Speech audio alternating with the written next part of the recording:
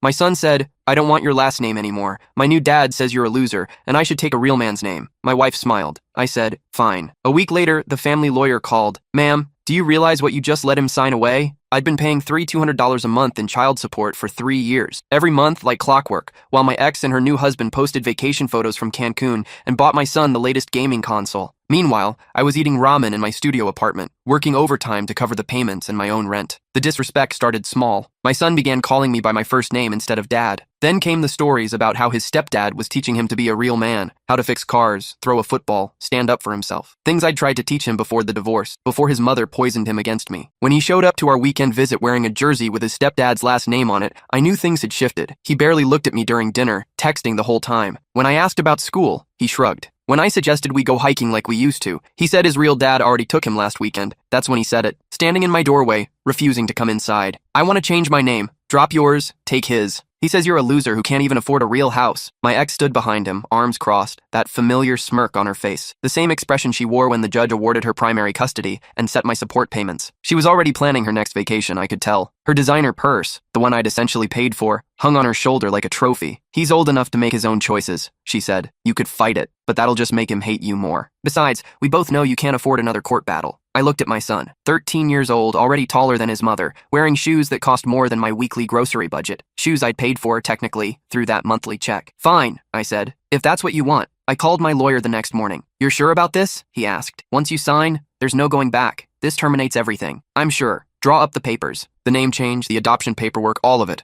I signed everything without reading the fine print. My ex was thrilled, texting me about how mature I was being, how this was best for everyone, how her husband was already planning to take my son fishing that weekend to celebrate becoming a real family. 7 days later, my phone rang. I was at my second job, stocking shelves at a warehouse, when my ex's lawyer called her. I found out about it later, but I'll never forget the moment she called me, voice shaking with panic. "What did you do?" "I gave you exactly what you wanted," I said calmly. "The paperwork's all filed, adoption finalized. The child support terminates upon legal adoption by the step-parent. It's standard law. Your lawyer should have caught that before pushing this through." Silence. "Your husband wanted to be his real dad," I continued. "Now he is. Congratulations. That's $200 a month he'll be responsible for now, plus the college fund I was contributing to, the insurance, medical expenses, all of it. Every single obligation transfers to the adoptive parent." "You can't." "I already did. Judge signed off this morning. It's done." I heard shouting in the background. Her husband's voice getting louder, angrier. "We can't afford." Should have thought about that before teaching my son I was worthless. Or should I say, your husband's son now? Legally speaking, the call ended. I went back to stocking shelves, but I wasn't working that job anymore out of necessity. That night, my phone exploded with messages. My son, suddenly remembering my name, begging me to undo it. My ex, alternating between threats and pleading. Her lawyer trying to find loopholes that didn't exist. But the beautiful thing about the law, once an adoption is finalized, biological parents have no legal obligation. None. I blocked my ex's number. My son's too. If he wanted to talk, he could do it in person, with respect. 3 months later, I got a letter. Not from a lawyer, but from someone I wasn't expecting. The envelope was thick, cream-colored paper. Expensive. My son's school logo embossed in the corner. Inside was a handwritten letter from the headmaster. "Dear Mr. Patterson, I'm writing regarding your son's tuition account. As you may know, the annual fee is $42,000, traditionally split between custodial guardians. However, we've encountered an unusual situation. The account previously showed you as the primary financial contact. Following the recent adoption proceedings, we reached out to Mr. and Mrs. Whitmore, formerly your ex-wife, to update our records. When we mentioned the upcoming semester payment, there seemed to be significant confusion. Mrs. Whitmore insists you remain financially responsible despite the legal changes. Mr. Whitmore became quite agitated during our phone conversation, suggesting we work something out regarding the fees. Our legal counsel has reviewed the situation. Given that Mr. Whitmore is now the legal parent, all financial obligations transfer to him. The school requires payment by August 15th, or will be forced to withdraw enrollment. I thought you should be aware of the situation. Regards, Headmaster Richardson. I set the letter down and started laughing. Really laughing, the kind that makes your stomach hurt. That private school was my ex's pride and joy. She'd bragged endlessly about getting our son accepted, posting photos of him in his uniform on social media, the networking opportunities, the prestigious alumni network, how it would guarantee his future. I pulled out my calculator. $42,000 for tuition, plus the $3,200 monthly support he'd been counting on. That's $8,400 per year her new husband just inherited. My phone buzzed. Unknown number. I almost didn't answer. "Hello? We need to talk." My ex's voice was different now, smaller, scared. "I don't think we do. Please, just listen." Against my better judgment, I stayed on the line. "The school says you're not paying anymore. They're going to kick him out. Not my problem. He's still your son." "No," I interrupted. "He's not. Legally, I have no son. That's what you wanted, remember? That's what he wanted. He's a kid. He didn't understand. He's 13. Old enough to call me a loser. Old enough to reject my name. Old enough to live with his choices. I heard her crying. Once upon a time, that sound would have broken me. Would have made me do anything to fix it. Derek can't afford this, she whispered. Her husband's name felt foreign, hearing it from her lips like that. Desperate. Then I guess your son will be attending public school. Plenty of good ones around. You don't understand. Derek's business. It's not doing as well as I thought. The cars, the trips, the house, it's all leveraged. We're barely hanging on. The truth was finally coming out. All those vacation photos, the designer clothes, the expensive restaurants, smoke and mirrors. A carefully curated Instagram life built on credit cards and loans. Sounds like you married a loser, I said quietly. The line went dead. I poured myself a whiskey, the good stuff I'd been saving, and sat on my apartment balcony. It wasn't much, but it was mine. Paid for with my own money. No debt, no pretense. My phone rang again. Different number. I let it go to voicemail. Dad? My son's voice cracked. It's me. Can we talk? Mom says I have to call you Dad again. She says we need to fix this. Please call back. I deleted the message. 2 days later, another letter arrived. This time from my ex's lawyer. Different lawyer than before. Probably couldn't afford the expensive one anymore. The letter demanded I resume child support payments, claiming the adoption was signed under duress, that I'd tricked them, that any reasonable person would have explained the financial implications. I forwarded it to my lawyer with a single sentence. Please handle this however you see fit. He called me that afternoon, barely containing his laughter. They're claiming you deceived them? Apparently. You signed the exact documents they requested, documents they initiated. Their lawyer reviewed everything. This is textbook buyer's remorse. Can they win? Not a chance. The judge will laugh them out of court. But here's the interesting part. If they pursue this, they'll need to pay court costs. And when they lose, you can countersue for harassment and legal fees. How much are we talking? Probably another $15,000 to $20,000 they'll owe you. I thought about it for maybe 3 seconds. Tell them to bring it on, he laughed. I was hoping you'd say that. The court date was set for 6 weeks out. In that time, the letters kept coming. From my ex, from her husband, from my son, each one more desperate than the last. My son's letters were the hardest to read. In the first one, he apologized, said he didn't mean what he said, that his stepdad had been angry about money and took it out on him, that he missed our camping trips and wanted his old name back. The second letter was angrier, calling me selfish, saying I was punishing him for his mother's mistakes, that a real father wouldn't abandon his kid. The third letter never mentioned the money, just asked if we could go hiking again, said he had something important to tell me about school. I kept all the letters in a drawer, didn't respond to any of them. 4 weeks before the court date, I got a call from an unknown number. This time I answered. Mr. Patterson? A woman's voice, professional. This is Principal Hendricks from Roosevelt Middle School. I'm calling about your son. My heart stopped. What happened? He's fine physically, but there was an incident today. He got into a fight with another student. I sat down. In 13 years, my son had never been in a fight. What kind of incident? The other boy was teasing him about his new last name. Something about his real dad not wanting him anymore. Your son threw the first punch. Silence stretched between us. I'm not his legal guardian anymore, I said finally. You'll need to call his mother and her husband. We did. 3 times. No answer. You're still listed as the emergency contact in our system. Of course I was. Because updating that would have required effort. Would have required acknowledging reality. Can you come get him? Principal Hendricks asked. He's suspended for 3 days. He needs to be picked up immediately. I checked my watch. I was supposed to meet my lawyer in an hour to prep for court. I'll be there in 20 minutes. The drive felt longer than it was. I kept rehearsing what I'd say, how I'd explain that I wasn't his father anymore, that he'd made his choice, that actions have consequences. But when I walked into the principal's office and saw him sitting there, black eye swelling, knuckles split, shoulders shaking as he tried not to cry, all those practiced words evaporated. He looked up, saw me. His face crumpled. You came. I nodded, unable to speak. Principal Hendricks explained the situation. The other kid had been relentless, apparently. Had been taunting my son for weeks about the name change, about how his real dad gave him away. Today, he'd finally snapped. What's the other kid's punishment? I asked. He'll be suspended as well. Zero tolerance policy. Even though he provoked it, both boys threw punches. Both boys are suspended. I looked at my son. Get your stuff. We walked to my car in silence. I opened the passenger door. He hesitated. I didn't think you'd come, he said quietly. Neither did I. The drive back to my apartment was long. He stared out the window, occasionally touching his swollen eye and wincing. Does it hurt? I asked. Yeah, good. He looked at me confused. Pain is how we learn, I explained. Sounds like you learned something today. That fighting's bad? That words hurt more than fists. He was quiet for a while. Then, Gavin said you didn't want me anymore, that you signed me away like I was trash. Is that what you think? I don't know what to think. I pulled into a gas station, turned off the car, looked at him straight on. You told me I was a loser. You rejected my name. You said your stepdad was your real dad, so I gave you exactly what you asked for. I didn't mean,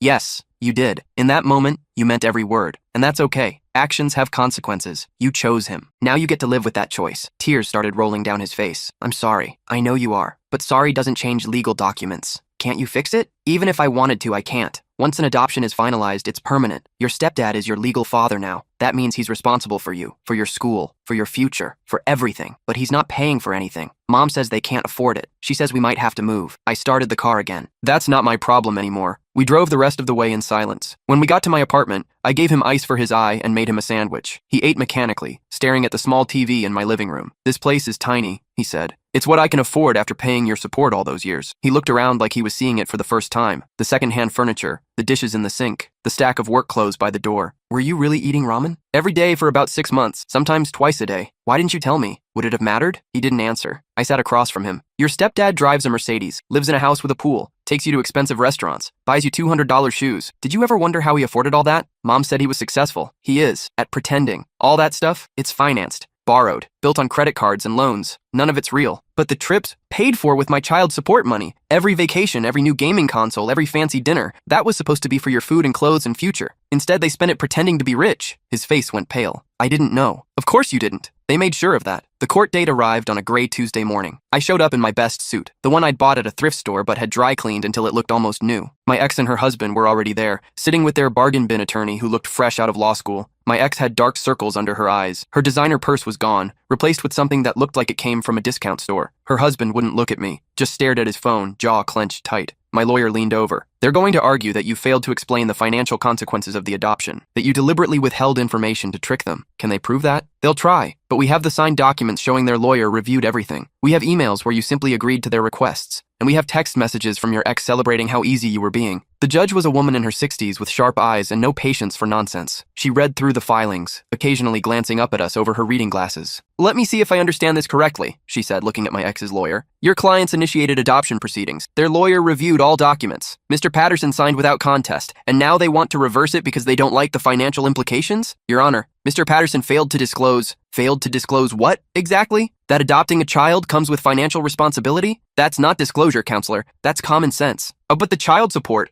terminates upon legal adoption. This is Family Law 101. She looked at my ex and her husband. "Did your lawyer not explain this to you?" My ex spoke up, her voice shaking. We assumed he'd keep paying for his son." "His son?" The judge raised an eyebrow. "According to these documents, Mr. Whitmore is now the legal father. Mr. Patterson has no son." The courtroom was silent. "Your Honor," my ex's lawyer tried again. "My clients were acting in good faith. Were they?" The judge shuffled through papers. "I have text messages here where Mrs. Whitmore tells Mr. Patterson that her son, quote, needs a real father, not a broke loser who can't even afford a decent apartment. I have emails where she states that Mr. Patterson's financial contributions are inadequate and insulting. And I have testimony that the child himself rejected Mr. Patterson's name and legally took Mr. Whitmore's." She looked directly at my ex. "You can't have it both ways. You can't reject this man, mock his financial situation, encourage your son to replace him, legally sever his parental rights, and then demand he continue supporting a child who is no longer legally his." "But the school," my ex started crying. "The school is Mr. Whitmore's responsibility now, as is everything else." The judge turned to me. "Mr. Patterson, do you have anything you'd like to add?" I stood up. My lawyer touched my arm, a warning to be careful. "Your Honor, I loved my son. Worked 2 jobs to make those support payments. Went without so he could have. But love isn't one-sided. When he looked me in the eye and told me I wasn't his father, that hurt more than any financial burden ever could. I gave them exactly what they asked for. If they regret that now, that's not my fault." The judge nodded slowly. "Motion denied. The adoption stands, Mr. Patterson has no legal obligation to the child. Court costs will be paid by the plaintiffs." She banged her gavel. "We're adjourned." My ex collapsed into her seat, sobbing. Her husband was red-faced, whispering angrily at their lawyer. I gathered my things and walked toward the exit. "Wait," I turned. My son was standing in the back of the courtroom. I hadn't even seen him there. He looked smaller somehow. The expensive clothes were gone, replaced with generic jeans and a plain t-shirt. His hair was longer, unstyled. He looked like a regular kid now, not the Instagram-perfect version his mother had created. "Can we talk?" he asked. "Outside?" I looked at my lawyer. He nodded. "I'll wait in the car." We walked to a bench outside the courthouse. Spring was trying to break through, tiny green buds on the trees despite the lingering cold. "I heard what you said in there," he began, "about loving me. I did love you. Past tense. Do you hate me now?" The question caught me off guard. I thought about it. Really thought about it. "No," I said finally. "I don't hate you. I'm just done being treated like I'm disposable. I'm sorry, for what I said, for everything. I know you are. Can you forgive me?" I looked at this kid, because that's what he was, just a kid, and saw all the years behind us, teaching him to ride a bike, reading bedtime stories, camping trips in the mountains. All of it felt like another lifetime. "Maybe someday," I said. "But not today. Today you're going to go home with your mother and your legal father. You're going to live with the choice you made, and I'm going to live with mine. What if I need you? Then you'll figure it out. Like I had to figure it out when you told me you didn't need me anymore." He wiped his eyes. "Everything's falling apart. Mom and Derek fight all the time now. About money, about me, about you. Derek says I ruined his life, that he never wanted a kid, he just wanted mom. I felt a pang of sympathy, but I'd learned the hard way that sympathy didn't pay bills or heal wounds. That sounds really hard, I said, but it's not my problem to solve. What am I supposed to do? You're going to grow up. You're going to learn that actions have consequences, and you're going to understand that the people who really love you don't have conditions. Did you really love me, or did you just love having a son? The question hit like a punch to the gut, because it was a good question. One I'd asked myself during the lonely nights in my studio apartment. I loved you, I said finally. The real you. Not the Instagram version your mother created. Not the mini-me your stepdad wanted. Just you. The kid who loved dinosaurs and was afraid of the dark and asked a million questions about everything. That kid's still here. Then he needs to find his way back. Because the person standing in front of me now, the one who calls me a loser and rejects my name, I don't know him. I stood up. This conversation was going in circles and I had work in an hour. I have to go. Can I have your number? In case you already have it. You chose not to use it. I walked to my car without looking back. My lawyer was waiting, pretending to check his phone. That looked intense, he said. It was. You okay? I will be. We drove back to his office to finalize the paperwork. The court had awarded me legal fees, another $8,500 my ex would have to pay, money she didn't have, money that would probably bankrupt them completely. You know they'll try again, my lawyer said. Different angle, different argument. People like that don't give up. Let them try. I'm not paying another dime, he smiled. Good man. That night, I sat in my apartment with a beer and my laptop. Started doing something I'd been putting off for months, looking at apartments in better neighborhoods, places with 2 bedrooms, with actual amenities, places I could afford now that I wasn't sending $200 every month to my ex. My phone buzzed, a text from an unknown number. This is Derek. We need to talk. Man to man. I almost blocked it, but curiosity got the better of me. Talk. You're destroying a kid's life out of spite. I'm living my own life. You chose to be his father. Now be one. I can't afford this. The school, the insurance, everything. You know I can't. Should have thought about that before calling me a loser. That was heat of the moment. You know how kids are. I do. Which is why I'm letting him learn an important lesson. 3 dots appeared. Disappeared. Appeared again. What if I pay you back? For the court costs. For everything. We can work something out. Not interested. Please. I'm begging you. I'll lose everything. The house? The cars? All of it. I thought about all those vacation photos. The designer clothes. The expensive restaurants. The smug smile on his face every time he picked up my son for the weekend in his Mercedes while I stood there in my thrift store jeans. Good, I typed. Now you'll know how it feels. I blocked the number. 2 months passed. I moved into a nicer apartment.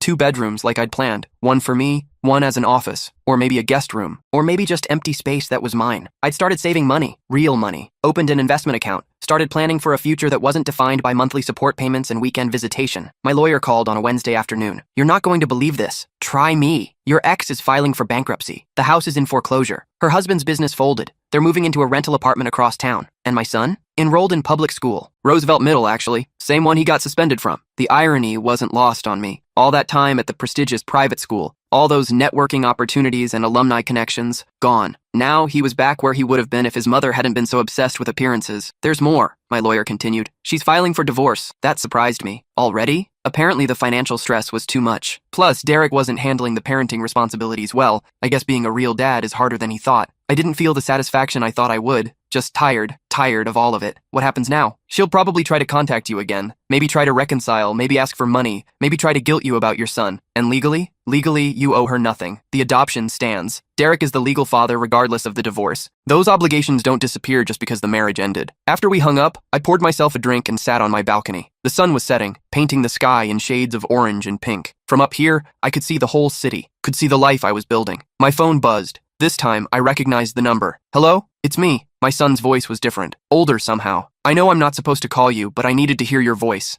I didn't respond, just listened. Mom and Derek are getting divorced. We're moving to a smaller place. I had to switch schools. Everything's different now. How are you handling it? It's hard, but I think I'm learning what you meant about consequences. Yeah? Derek's not my dad anymore. I mean, legally he is, but he doesn't act like it. He barely talks to me. Stopped coming to pick me up. Mom says he blames me for everything. I felt that familiar pang again. The instinct to fix it, to step in, to be the dad I'd always been. I'm sorry you're going through that, I said carefully, but I can't fix it for you. I know. I'm not asking you to. I just wanted to tell you something. What's that? I'm changing my name back. Mom's helping me with the paperwork. Back to Patterson. Back to yours. My throat tightened. Why? Because it's my name. It's who I am. I shouldn't have given it up. That won't change anything legally. Derek will still be your legal father. I know, but names matter. You taught me that, remember? You said our name came from our great-great-grandfather who came here with nothing and built everything, that it represents hard work and integrity and keeping your word, I finished. Yeah, I remember. Silence stretched between us. Not uncomfortable. Just there. Can I see you sometime? He asked. I'm not asking for money or anything. I just miss you. Miss our talks. I thought about the empty bedroom in my new apartment. About the camping gear still packed in my closet.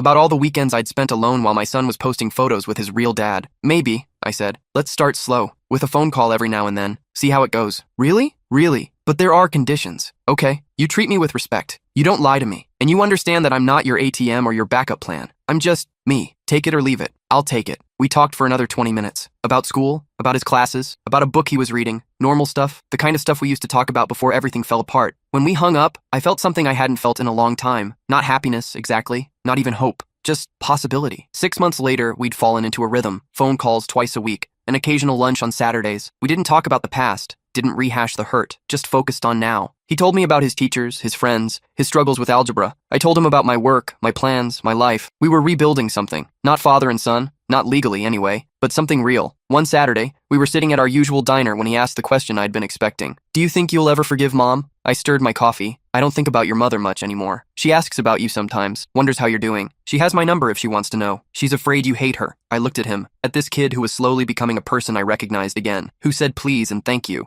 who asked about my day, who showed up when he said he would. I don't hate her, I said honestly, but I don't trust her either, and I'm not interested in being her friend or her safety net. That's fair. You sound older when you talk like that. He shrugged. I am older. Feels like I grew up a lot this past year. Hardship does that. We finished our meal and I drove him back to his mother's apartment. It was in a rougher part of town, the kind of place his mother would have been horrified by 2 years ago. But it was clean and safe and theirs. As he got out, he hesitated. Thanks for lunch. Anytime. And thanks for giving me another chance, even though I didn't deserve it. Everyone deserves a second chance. Just not a third one. He smiled. Fair enough. I watched him walk inside, then drove home to my apartment, the space that was mine, earned through hard work and sacrifice, and refusing to be treated like a doormat. My phone rang on the drive. Unknown number. I almost didn't answer, but something made me pick up. Mr. Patterson, a man's voice, professional, speaking. This is Officer Raymond with Child Protective Services. I'm calling about your son, or rather, your former son, regarding a situation that's developed. My stomach dropped. What kind of situation? The boy's legal guardian, Derek Whitmore, has been arrested. Domestic violence against the mother. We need to place the child in temporary care while we sort things out, and your name came up as a possible option. I'm not his legal guardian. We're aware. But the mother listed you as an emergency contact, says you've been in the boy's life recently, that he'd be comfortable staying with you while we investigate. I pulled over to the side of the road. My hands were shaking. For how long? Could be a few days, could be a few months. Depends on how the investigation goes and whether the mother can demonstrate she can provide a safe environment. I thought about my empty guest bedroom, about the camping gear in my closet, about the quiet meals and phone calls and slow rebuilding of something that looked like trust. I need to think about it, I said. I understand this is sudden, but we need an answer by tomorrow morning. Otherwise, he goes into the foster system. After we hung up, I sat in my car for 20 minutes. Just sat there watching traffic go by, trying to figure out what the hell I was supposed to do. This wasn't my problem. I'd signed away my rights. I'd been pushed out. I'd rebuilt my life without him. But then I thought about that kid in the diner, saying thank you for lunch, about the phone calls where he actually listened, about the way he was trying, really trying, to be better. I called my lawyer. Are you insane? He asked when I explained. You fought for a year to get out of this. Why would you dive back in? I'm not diving back in. I'm just providing temporary care. There's a difference. Is there? Because from where I'm sitting, you're about to undo everything we worked for. Maybe. But what's the alternative? Let him go into foster care? Let him think I abandoned him again? He abandoned you first. He's a kid. Kids make mistakes. My lawyer sighed. If you do this, you're doing it as a guardian, not a parent. That means no legal rights, no say in his future, just the responsibility without the authority. I understand. And if his mother gets her act together, she can take him back anytime. You have no protection. I know. Another sigh. You're too good for your own good, you know that? Maybe. Or maybe I'm just stupid enough to hope that doing the right thing matters. Call me if you need anything. I'll draw up the guardianship paperwork. The next morning, I picked my son up from the CPS office. He had a backpack and a scared look on his face. You came, he said, relief flooding his expression. Yeah, I came. I didn't think you would. After everything, we got in my car. This is temporary. You understand that? I understand. There are rules. My house, my rules. You go to school, you do your homework, you treat me with respect. Got it? Got it. And when your mother gets things sorted out, you go back to her. This isn't permanent. I know. But something in his face told me he didn't believe that he was hoping for something more. We drove to my apartment in silence. When we got there, I showed him the guest room. This is yours while you're here. There's a desk for homework. Wi-Fi password is on the fridge. Dinner's at 6. Breakfast at 7 before school. He looked around the small room, at the plain walls and simple furniture. Nothing like the designer bedroom he'd had at his stepdad's house. Nothing like the Instagram perfect life his mother had tried to create. It's nice, he said quietly. Thank you. That first night was awkward. We ate dinner together, spaghetti because it was easy, and made small talk about school. After dishes, he went to his room to do homework while I watched TV. Around 9, he came out. Can I ask you something? Sure. Why did you agree to this? You don't have to. You don't owe me anything. I thought about how to answer, about all the complex emotions swirling in my chest. You're right, I don't owe you anything, but you're also just a kid who got caught in the middle of adult mistakes. And maybe I'm not your legal father, but that doesn't mean I can't be someone who shows up when it matters. He nodded slowly. I'm going to do better this time, I promise. I won't mess this up. Just be yourself, that's all I ask. 3 weeks turned into 3 months. His mother was in court-mandated therapy. Derek was in jail. The investigation was taking longer than expected. And somewhere along the way, we fell into a routine that felt almost normal. Breakfast together before school. Me helping with homework. Weekend trips to the hardware store or the bookstore or just driving around talking about nothing important. He started calling me dad again. Not in a legal sense, just casually, like it was the most natural thing in the world. Hey dad, can you help me with this math problem? Dad, what's for dinner? Thanks for taking me to the game, Dad. Each time, it got a little easier to hear, a little less painful. One Saturday afternoon, we were hiking, like we used to do years ago. The trail was steep and we were both out of breath when we reached the summit. This is the same place we came before, he said, when I was little. Yeah, it is. I remember you told me that the mountain doesn't care who climbs it, that it's the same challenge for everyone, rich or poor, strong or weak. I'd forgotten that conversation. You remember that?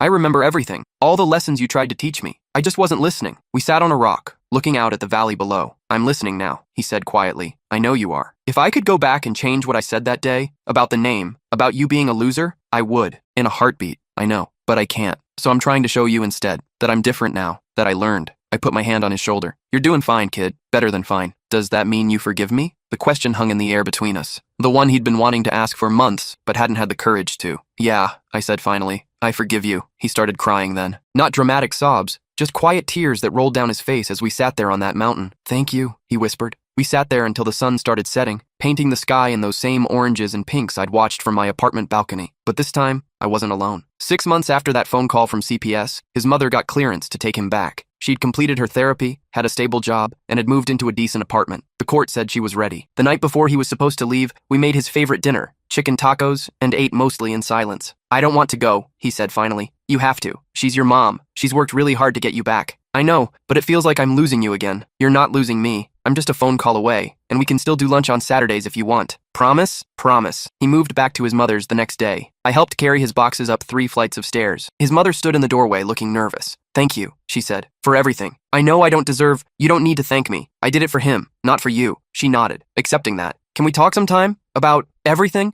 Maybe, when I'm ready. I said goodbye to my son, or rather, the kid who wasn't legally mine but felt like mine anyway, and drove back to my apartment. The guest room was empty again. The apartment was quiet, but it didn't feel lonely this time. It felt peaceful. A year later, I got a call from my son's school. He'd been nominated for an award, Best Improvement in Academic Performance. The ceremony was next week. Would I come? I showed up in my good suit, a real one this time, not thrifted, and sat in the back of the auditorium. When they called his name, he walked across that stage with his head high, and when he accepted his certificate, he looked right at me and smiled. After the ceremony, we went for ice cream. Same shop we used to go to when he was little. I got accepted to the honors program, he said, for high school. That's amazing. I'm proud of you. I'm thinking about engineering, maybe architecture, design things that last. Good choice. I learned it from you. About building things that matter. We talked about his plans, his dreams, his future. And somewhere in that conversation, I realized something important. I may not be his legal father, may never be again, but I was the man who showed up, who taught him about consequences and second chances, who proved that love doesn't require a legal document or a last name. Sometimes it just requires showing up, even when it's hard, even when you've been hurt, even when every logical part of your brain says to walk away. My phone buzzed as we were leaving the ice cream shop, a text from an unknown number. This is your ex-wife. I know we haven't talked much, but I wanted you to know something. You saved him. When I couldn't, when Derek wouldn't, you showed up and saved him. I'll never be able to repay that.